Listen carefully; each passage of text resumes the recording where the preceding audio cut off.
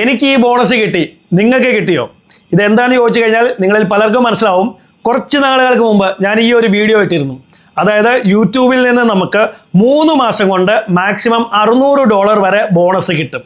അതായത് ഓരോ മാസവും അതിന് മുമ്പലത്തെ മാസത്തെ പെർഫോമൻസിനെക്കാട്ടിലും നല്ല പെർഫോമൻസ് നമ്മൾ കാഴ്ചവെക്കുകയാണെങ്കിൽ ഓരോ മാസവും മാക്സിമം $200 വെച്ച് ഈ 3 മാസം കൊണ്ട് മാക്സിമം $600 വരെ നമുക്ക് ബോണസ് കിട്ടും. ഇതായിരുന്നു ഈ വീഡിയോയിൽ പറഞ്ഞിരുന്നത്. ഈ ഒരു ബോണസിൻ്റെ ഇമെയിൽ വന്നതിന് ശേഷം ഒരുപാട് പേർക്ക് സംശയമായിരുന്നു, ഇത് ശരിക്കും ഉള്ളതാണോ, ശരിക്കും യൂട്യൂബ് ഈ ഒരു ബോണസ് കൊടുക്കുന്നുണ്ടോ?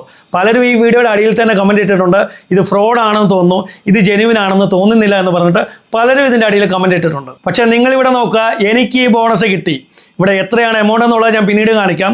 ആദ്യത്തെ 2 മാസത്തെ ബോണസ് എനിക്ക് കിട്ടിയിട്ടില്ല. 3-ാമത്തെ മാസത്തെ ബോണസ് എനിക്കും യൂട്യൂബ് ഇവിടെ തന്നിട്ടുണ്ട്. ഇതുപോലെ നിങ്ങളിൽ പലർക്കും ബോണസ് കിട്ടിയിട്ടുണ്ടായിരിക്കാം.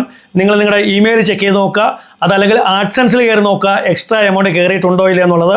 കാരണം എനിക്ക് ആദ്യമേ എമൗണ്ട് കയറിയായിരുന്നു, അതിനുശേഷമാണ് യൂട്യൂബ് ഈ ഇമെയിൽ അയച്ചിരിക്കുന്നത്. ഇവിടെ എത്ര രൂപ കിട്ടി എന്നതല്ല കാര്യം.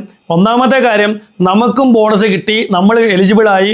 100 രൂപയെങ്കിൽ 100 രൂപ നമുക്കും ബോണസ് കിട്ടി.